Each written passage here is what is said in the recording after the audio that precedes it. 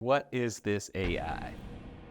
Artificial intelligence is AI tools won't replace humans in terms of dictating how we say it, because emotion, I think that's one of the critical things that AI has not perfected yet, is emotion. it's a tool, right? There's still humans, there's still politicians that are talking to each other and negotiating. There's still a board of people that are coming together to figure out, okay, how do we actually implement this? And Wait, I'm sorry, you're saying AI can be used to eliminate politicians? No,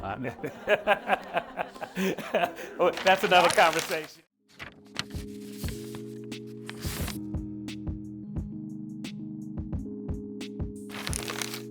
Well, welcome, Milan. thank you, Neil. Thank you for having me. And thank you all for coming to listen to me speak today. Welcome to Texas. This is visit number 2 to Texas, maybe? I think you were in Austin a couple months ago, but we don't, we're in the third Dallas. trip. It's your third trip. All right, well, welcome. First to Dallas, yes. Well, this is Frisco. good stuff. And this is significant. This is our inaugural event like this, so thanks for being a part of this. I think this is significant, and I'm so glad that you agreed to come join and talk to us.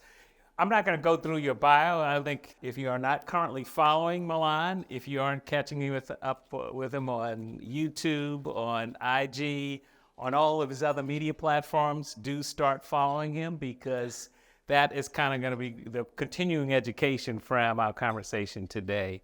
So let's dive right into it. I mean, we have a great mix of folks here: educators, business folks, tech, business, industry.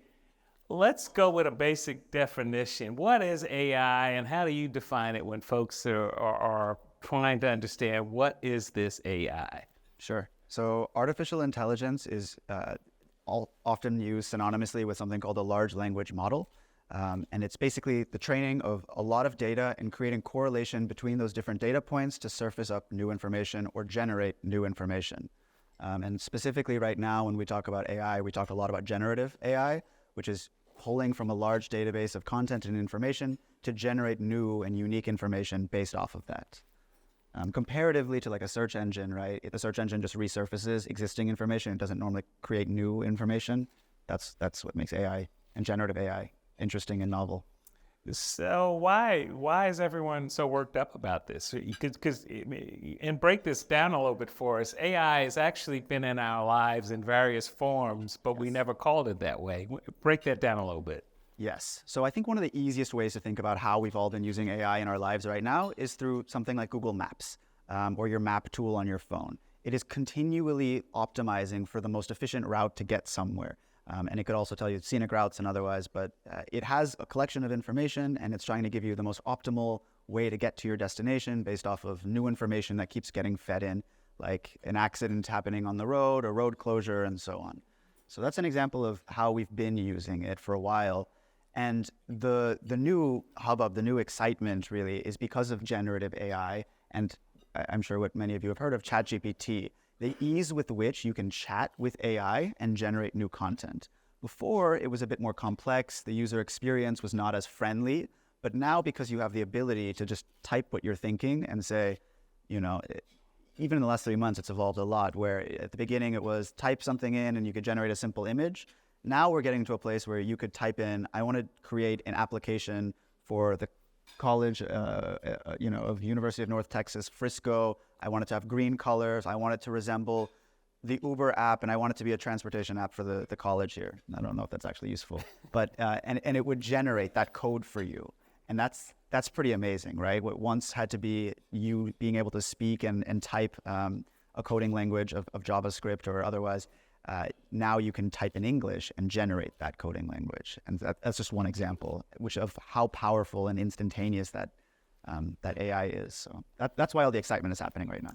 A lot of excitement. It was certainly over the last couple weeks, headlines about who was leading ChatGPT, some thoughts and concerns about, was the technology moving faster than everyone feared that it would be? There's a little deja vu. We were talking a little bit earlier. In the mid-'90s, I was working in the newspaper industry talking about that thing called the internet. Yes.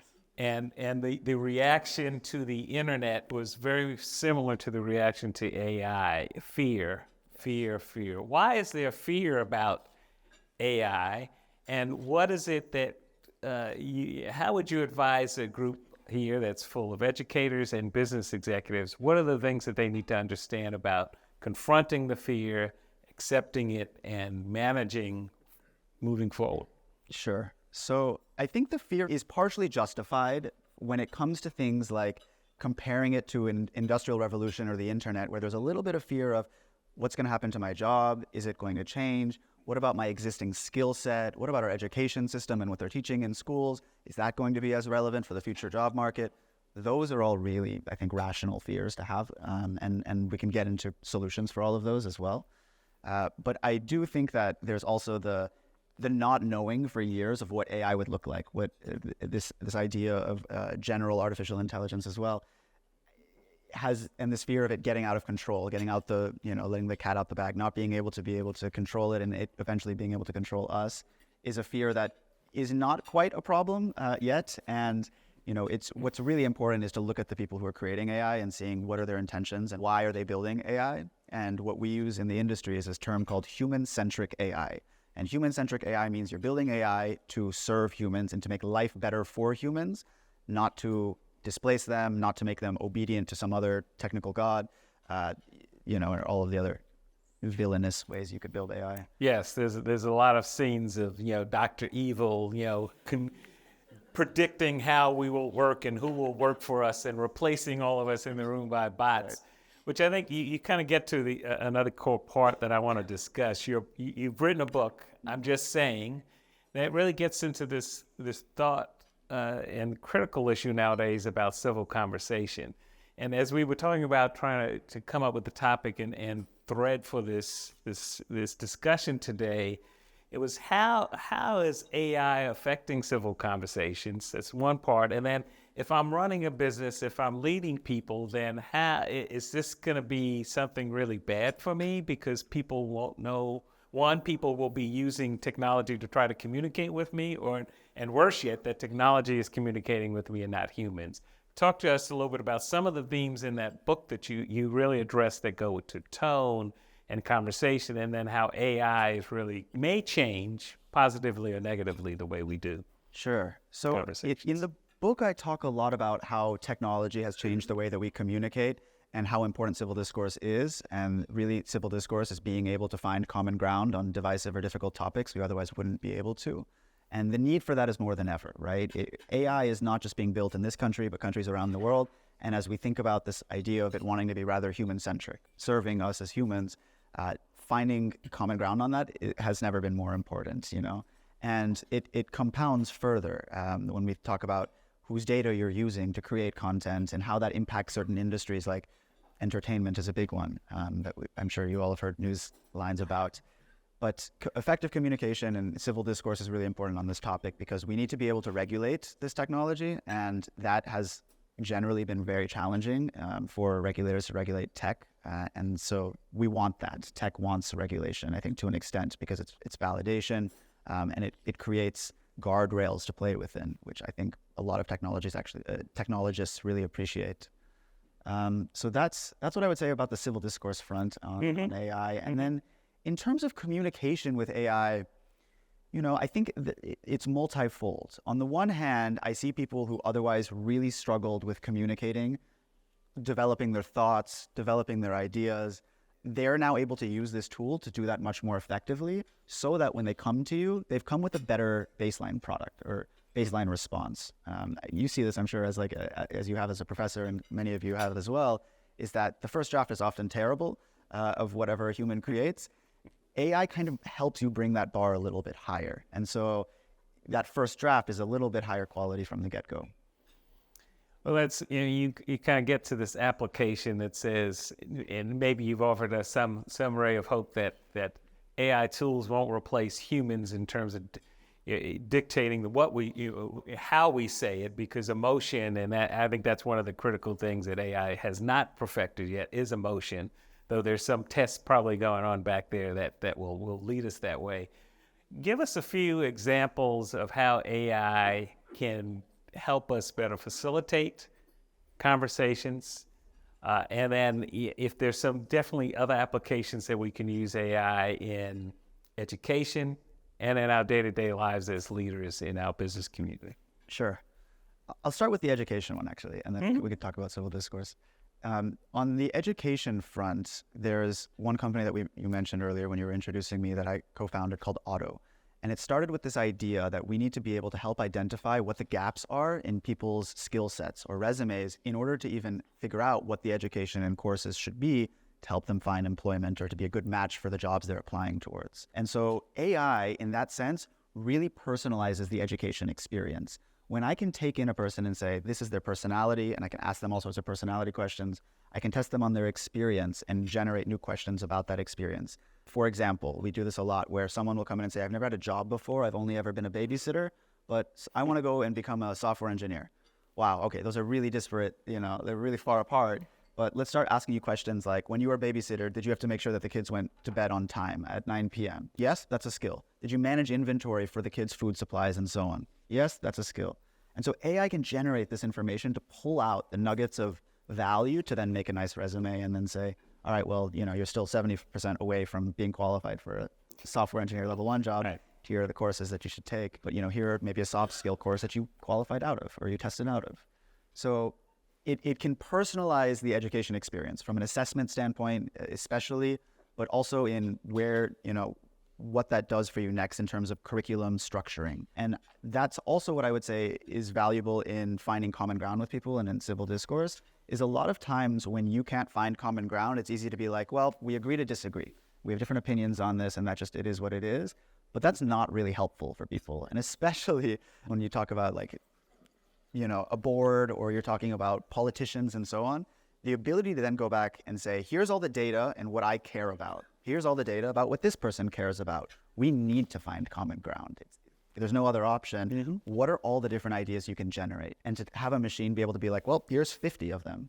Pick your favorites, I think is quite powerful as a tool that we should all be using. But in that way that I just described, it's a tool, right? Like there's still humans, there's still politicians that are talking to each other and negotiating. There's still a board of people that are coming together to figure out, okay, how do we actually implement this and so on. So wait, I'm sorry. You're saying AI can be used to eliminate politicians? No,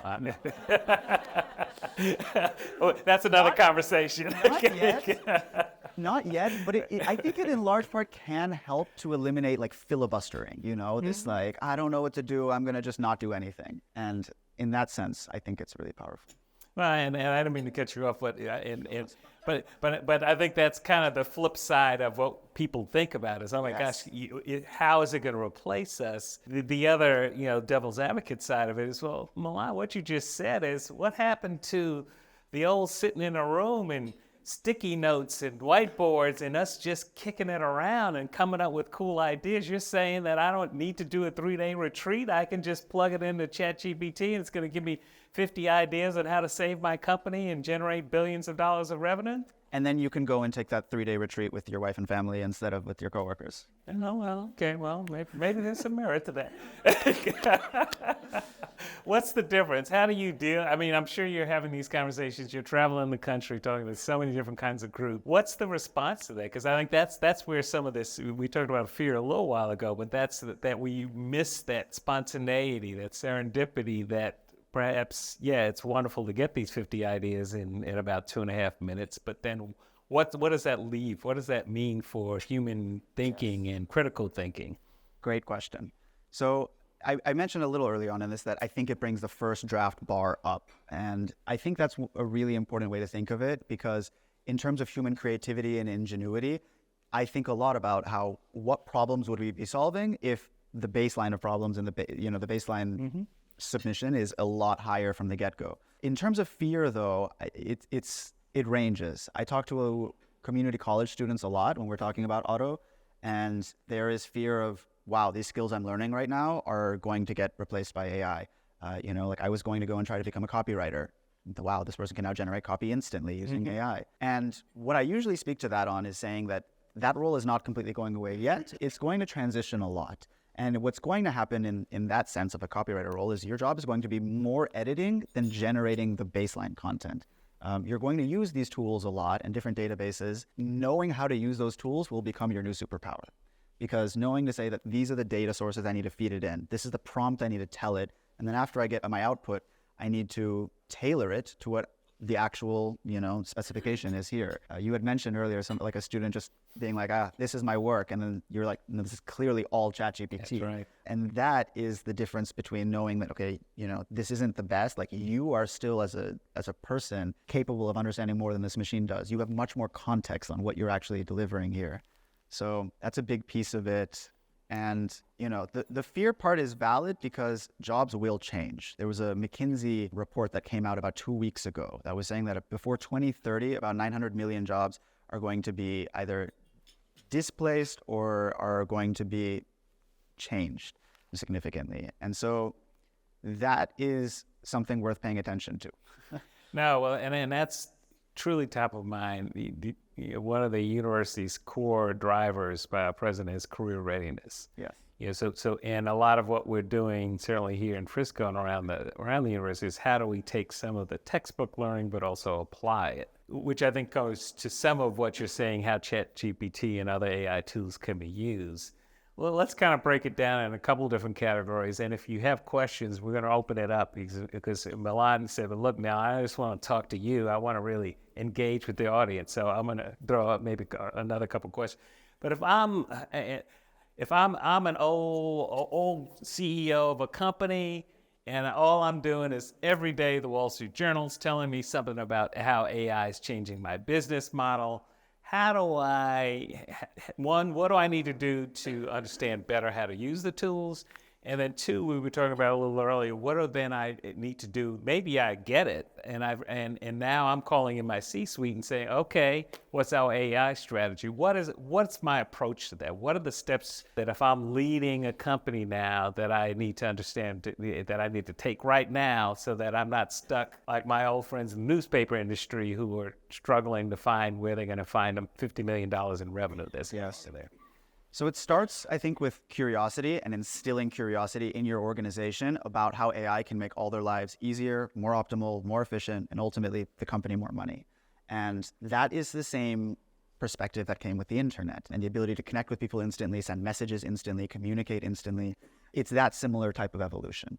And so to say that from a classroom perspective, and I love that you all are career oriented, it starts by recognizing, just like in students saying like, well, I can use a calculator in real life, or well, I can type in real life. I don't have to write everything by hand. It's that same type of mentality, which is to say, how can I as an educator or a professor say, okay, yes, there are times and ways you can use GPT in this classroom, and I need to be well equipped to teach you this, because when you leave this campus, in this institution, you're going to be in a world where you're expected to use these tools. And not only that, as a young person, you're expected to teach other people how to use these tools and scale it. So I think that's the big mindset shift I would push, is that you need to be curious at the top in order to instill that curiosity at the bottom rather than fear, and to see it as, this is going to make me more money. This is going to make me more efficient. As a CEO, maybe there's a few ways that I realize AI is actually going to replace some of my staff, which also saves me money. But yeah, that's... Well, and you address an issue there. We've heard a lot about reverse mentoring. We heard a little bit about in the early internet era, and then even during social media. So is there opportunity for younger folks to teach us OGs like me on how AI can be used, and what are the tools that are out there? And are there models that are out there already where you're seeing some of that taking place in business? Yes. So I know that, in general, there's so many different great resources to pull from to learn about AI. Mm-hmm. YouTube is probably the fastest you can get new information, because people are putting up content there instantly on, here's how I use AI to do my job better today, and I work in retail. Or here's how I use AI to make my job more efficient. I work in manufacturing. And in those senses, it's good to go and find those there. There's different course providers online that also teach you how to use AI. But because it's technology and it's constantly evolving, and there's now new companies that are coming up competing with it, it's helpful to just try different tools and see, because once you're versed in how to use those different tools, you understand what strengths one has versus another. I'll give you an example. So in writing a term sheet or a paper or research and so on, you could try to use ChatGPT to do that, but it's not going to give you any of the sources where it provided that information from, which is incredibly problematic when you're trying to submit something that's valuable and have, sources that back up the information of the claims you're making. So instead, there's a tool you could use, Google Bard, where you go and you type in Google, and if you have Bard enabled, it'll show you, this is the generated response. Here are the articles we pulled all that information from as the data sources. And you say, okay, well, this isn't as good as writing an essay as ChatGPT is, but I can use that to help me. And now I use the two tools cohesively. And okay, now I need to make a graph. And so I'll go use Midjourney to go and generate an image or a graph or something like that. So yeah, it's being flexible, willing to try the different tools and seeing what works for you and letting go of the fear of, wow, I'm going to miss this train or I'm going to miss this opportunity and then it's going to get too advanced and I'm not going to understand it. I think that we're actually moving really far away from that. Like, as technologists, we're trying to make it as easy as possible to use the powerful tools. And you just, by learning more, you realize, wow, even though it's just a chat interface, there's so much power here I can unlock if I figure out better ways to write prompts and to generate content from the AI. What can, Dean Wiley mentioned some of our faculty in that part of the business school and around the university are really beginning to explore and teach the tools both from a technical standpoint and an applied standpoint. Are there other things that we should be doing, other tasks, other educational approaches, teaching approaches that will help us continually stay in pace, if not ahead of the curve on this? Because our friends from Frisco are even looking to us to say, well, help us figure out what's around the corner, right? What are you all seeing in research and other trends that perhaps can influence what businesses come here, how we interact and hire the next CEO or VP or director of my company? It's a great question. So I think as educators, for those who start allowing AI to be used in the classroom, you have to raise the bar on what you're expecting of your students. And a lot of that is actually going to be creativity and imagination and solution-oriented thinking and being pragmatic and knowing where to go for information, when to question that information. That's going to be the most important thing, I think, for educators, because as a lot of the more monotonous tasks get automated you can get responses much quicker, like expecting a student to go to the library to go find something and know the Dewey Decimal System to find the right book and find the right page. Why would you spend half an hour or an hour like sending a student, teaching them the skills to go do that when they could find that information instantaneously?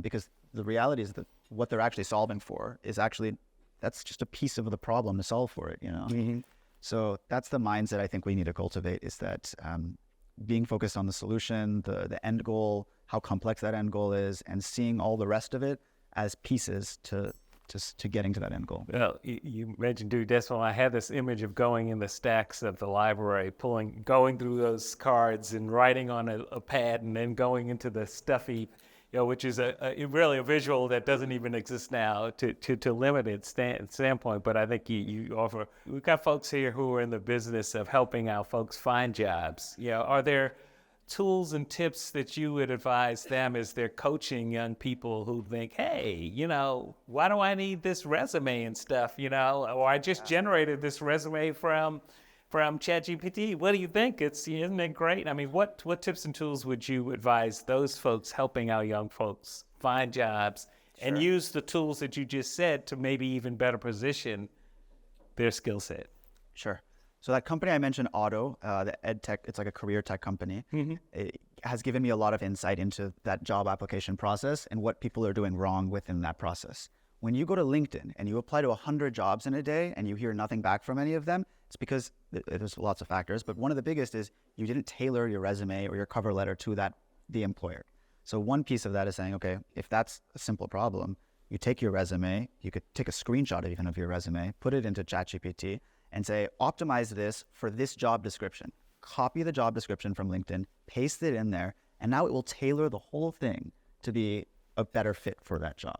So that gets you, 30%, 40% higher odds now of just getting clicked through. But now let's go a step further. We have a tool that's coming out in like 3 months that'll do this and help you do this. But for now, you could do this manually. The next step I would say for someone helping to help find a career would be to say, go find people who work within that department that you're applying to and message them. And if you are not the type of person that knows how to message that person, in that same GPT thread, you say, that job description that I'm applying to, these 4 different people work there. This is what their experience looks like. Help me generate a cold outreach message saying, hi, I just applied to a job within your department. I see there's a couple openings. I'd really love to learn more about the opportunity. Generate the message, really nice and clean, send that off. Now do it 4 other times to people in that department. That's how you actually like get yourself in the door. The next step is, and this is a tool that we do have, is the job interview. Yes. Being prepared for the job interview.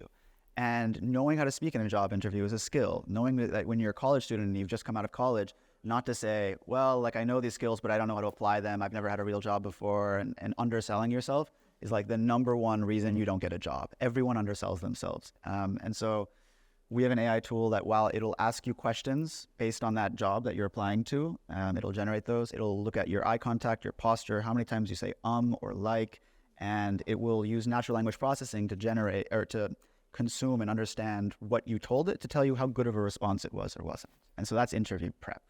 So, I'm partially promoting the tools I build because I think they're useful. But the other part of it is to say, even not using my tools, these are the ways you can use AI effectively to really optimize that job search. Now, that's extremely useful. Last question is also a lot of conversation about the inclusivity of AI and the kind of, Desh, Radin and I, we spend a lot of conversation about knowledge and data and what's the basis of what your knowledge base.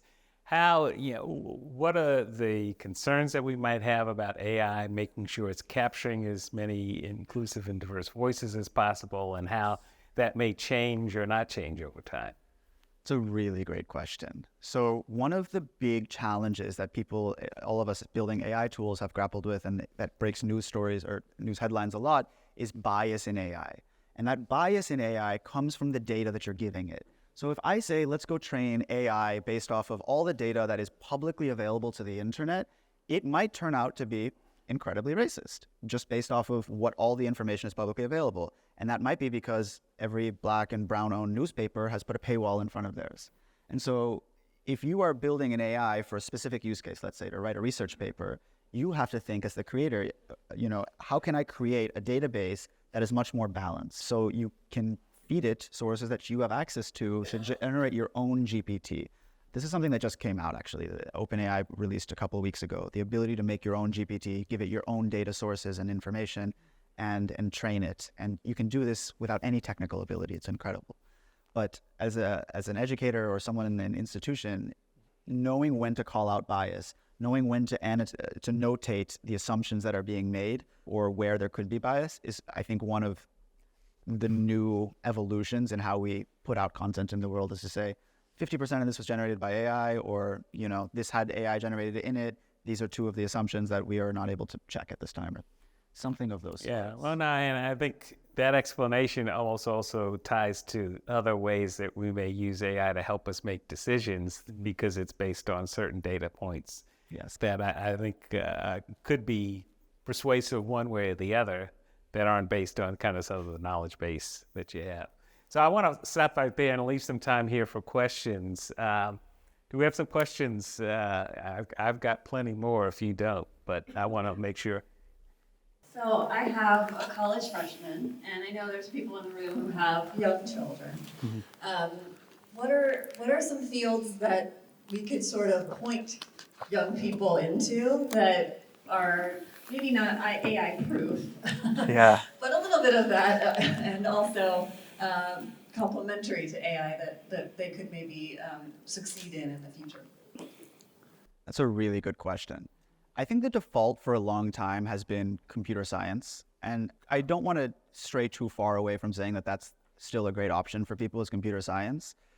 However, the more controversial opinion I suppose I would have is that I think an English major has more value than it once ever did. And there was yeah, so for a long time it was what are you going to go do with an English major? But right now, because the English language can now be used to generate code and to do all of these other things, the ability to process your thoughts and communicate effectively is going to help you in almost any type of job.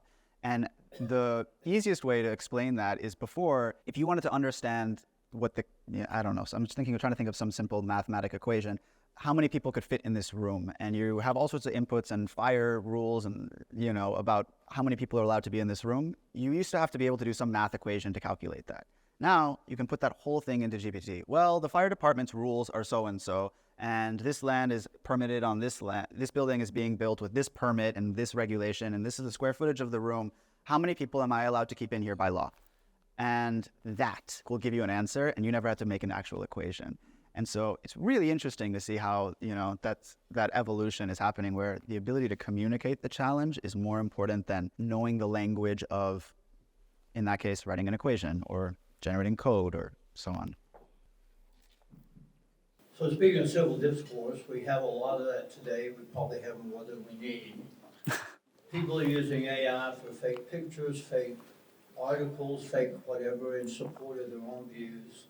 And it's accelerating the civil discourse between groups that have yet to find common ground, and this makes it even tougher. I don't know that there's an answer, but is there a way we can, check pictures, check articles, check whatever? I mean, as you know, there were some pictures coming out of the Gaza-Israeli thing that were totally false. And all that did was incite people. So how do we make sure this tool doesn't drive the more civil discourse than we have today? Sure. So how do we make sure that AI doesn't drive more division, I guess, right? And more misinformation? The best thing I've seen is the music industry's response to AI. The music industry, in order for when you make a song, if you want it to be on Spotify, Amazon Music, Tidal, wherever you consume music, you go through a distributor. And when you submit music through a distributor, I say, hi, I'm Milan, and I'm putting out a song by Milan, and it asks for a picture of your ID. And if I say I have a feature from Neil on my song, I have to get Neil's ID. And that's so that I can't go and put out, a song and say, this was a Michael Jackson song, and I'm putting it out, and I just, and I generated that using AI myself. Though it might sound like Michael Jackson, it might be the best Michael Jackson song ever, I don't have the right to his name to be able to do that. And so they block it from that step. That is the same type of technology that I believe that all of these social media platforms are going to create. And a little bit, Twitter, X has done this to an extent. They'll put notes on the bottom of tweets saying, this is false information. There's a lot of information against this. If you want to see the actual source, go to this link, and so on. I think that that's going to be most important across the social media platforms, whether it's TikTok, Instagram, Facebook, and so on, that detects, hey, this is a picture of Khloe Kardashian advocating for genocide. This is not Khloe Kardashian's post. Don't believe this. This is misinformation. So instead, the knowledge is the important part, right? And so that's because you don't want to limit the creativity to say you can't post whatever you want, but you do want to limit it to say you can't spread misinformation without people knowing that this is just being funny or, is not accurate, or make money off of someone else's name, likeness, brand, copyrights, and so on. I hope that answers it. Oh, sorry. Yeah. Imagine a world where we equip all of our career centers with the software that you're talking about, and every graduating student has the opportunity to perfectly tailor every application letter and nail the requirements to get through the screening software. How then do we distinguish between all the applicants and sort that out? It's a great question. So it's funny because when I talk to students, they tell me that they're like, I don't even think my application gets past the application tracking software. It's missing keywords to even be optimized to get that far. And so, we're using AI to optimize even that part. Let's make sure you get in front of that person. What has yet to unravel, I guess, or to unfold is to see how employers are going to respond to that and saying, okay, well, now I have more qualified applicants than ever. How do I pick? Which I suppose is your question. I think I would turn that back to you. It depends on the type of community and culture you're trying to cultivate. And so whether that's a business or whether that's a college, that application process is about the community you want to create and the network that you want to create for students. So, or I shouldn't say just students, but whether it's employees or students, wherever you are, that has an application process. So it becomes less about just being qualified, which of course you need, get in the door, you should be qualified, who's most qualified. But then the next step to that is who's the best person for our community. That's a little less analytical. Yeah, which I think goes to the human factor here, going back to earlier in our conversation. AI will take us to a point that it may get us the ideal pool, but it may not have the ideal person for the job that I want to be I- done, I which do- I think is a really good nuance. I want to add to that to say though that in that like application for a job, for example, what I told a student was that if your resume meets the requirements for the job, just like everyone else's, then that next most important thing to that employer is probably going to be your cover letter, or in a college process, the essays you're writing. Because even if I use ChatGPT to make my grammar perfect, my syntax perfect, all of that great, the story I'm telling from my life, I'm gonna, if I make that up, then I'm not qualified. Like if you find that out, you should expel me. But on the other side of that, like, the story I'm telling from my life is what should move you. Yes, I should be qualified to get in, but then what else? And I think that already exists in the college world to an extent, Yes, you have a question. Hi, I'm Satya. I'm an MBA student.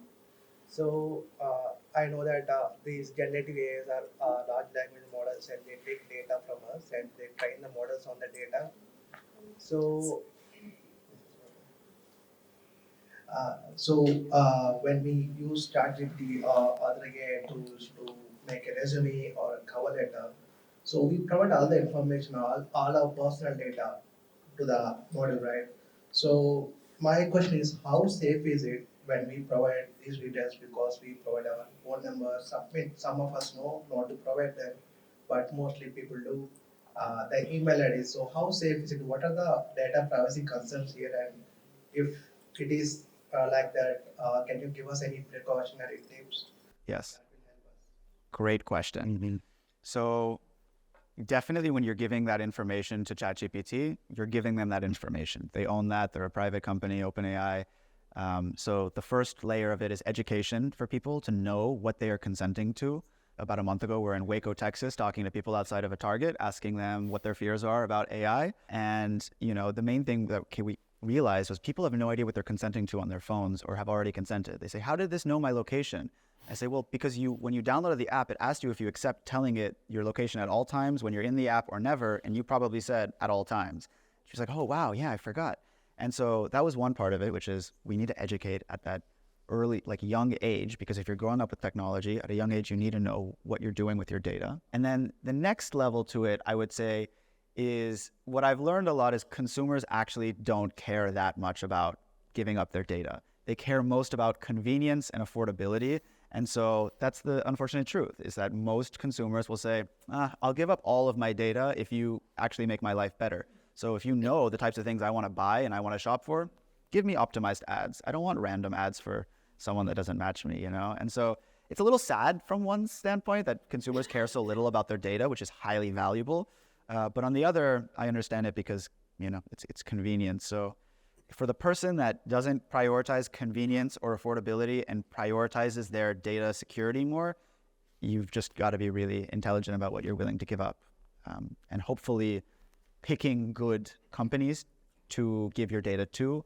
I think OpenAI is hopefully a good one, but they also are largely owned by Microsoft. A lot of people don't like Microsoft. So, you could choose to go to Google instead, or what other companies are coming up.